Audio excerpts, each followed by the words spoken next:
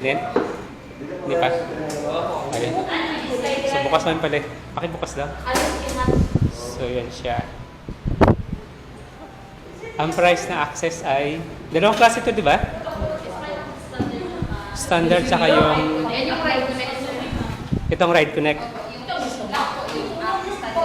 So, itong Ride Connect daw. Access Ride Connect.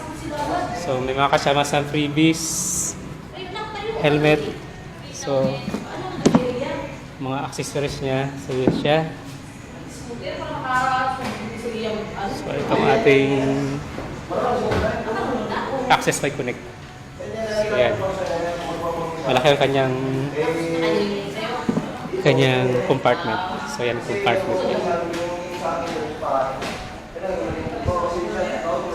Light, daylight.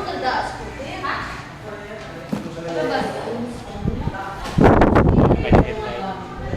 Ikutan natin.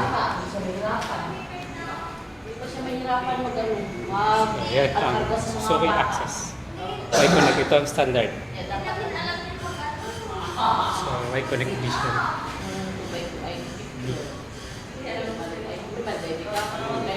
So, yun lang muna guys.